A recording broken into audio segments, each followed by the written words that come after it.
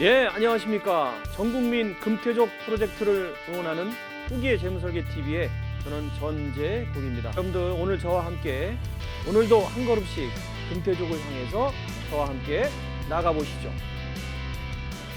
예, 차근차근 금태족으로 가는 길, 오늘은 여러분들과 같이 퇴직연금의 이름값이라는 주제를 가지고 여러분들과 같이 금태 토크를 해보도록 하겠습니다. 불안한 2층 보장이라는 주제로 제가 말씀을 드리는데요. 국민연금 1층 보장, 이 2층의 퇴직연금이 표준적인 생활을 보장한다고는 하지만은 상당히 좀 불안함을 좀 가지고 있다라는, 왜 이렇게 불안한지 여러분들과 같이 한번 알아볼까요?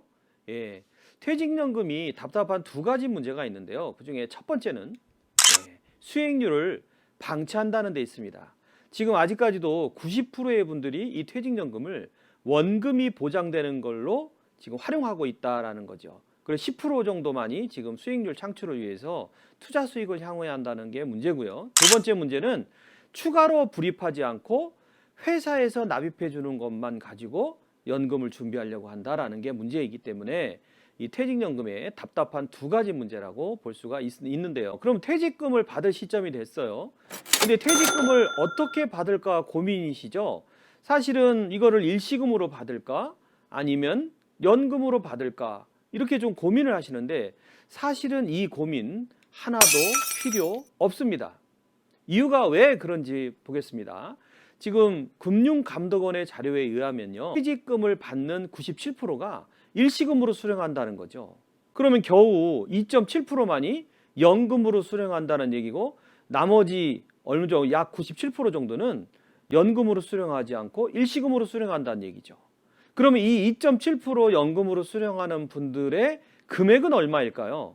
2억 1,345만 원 정도가 평균 금액으로 남아 있다고 합니다. 결국에 퇴직금이 절대 금액이 좀 작다 보니까, 퇴직 나이가 됐어도 이 금액이 작다 보니까 결국에는 연금으로 수령하지 못하는 액수밖에 안 되기 때문에 결국에는 연금 기능을 못한다는 뜻이 되고요. 두 번째로는 생활비로 이것을 소진하게 될 수밖에 없다라는 이야기입니다. 자, 그러면 우리는 퇴직금이 그러면 어느 정도 돼야 연금으로 타먹을 만큼의 금액이 될까요? 저는 그 금액을 2억 정도는 되어야 된다고 생각을 합니다. 자, 그러면 회사에서 연금을 어떻게 쌓여가는지를 좀 볼까요? 예, 회사에서 불입해주는 돈, 즉 퇴직금으로 적립해주는 돈이 연봉의 약 한 8.3% 정도를 적립을 해주고 있고요. 그리고 내가 이거 가지고는 좀 부족하기 때문에 내가 추가로 불입하는 돈 몇 프로 정도 넣으면 될까요?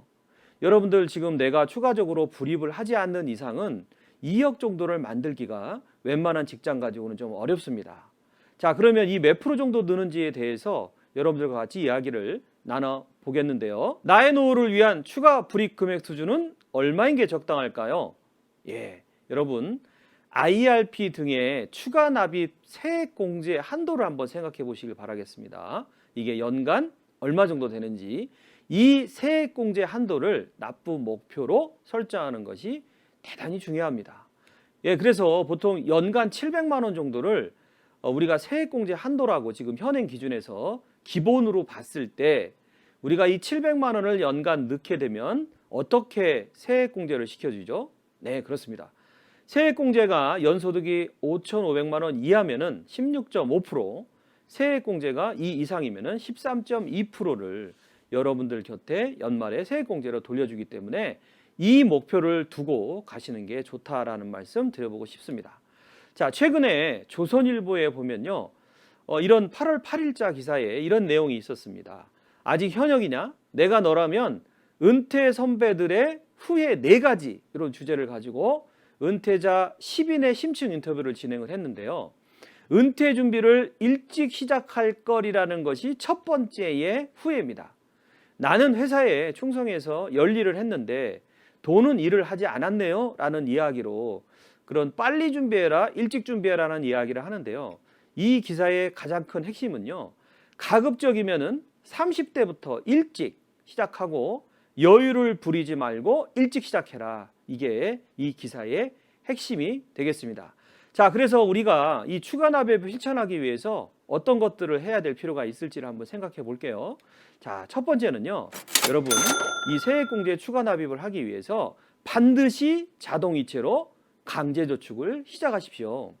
자동이체를 걸어놓지 않는 상태에서 남는 돈으로 저축한다는 것은 대단히 어렵습니다.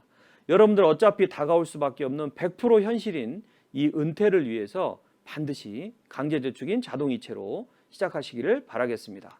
자, 두 번째, 주변 이야기에 흔들리지 마세요인데요.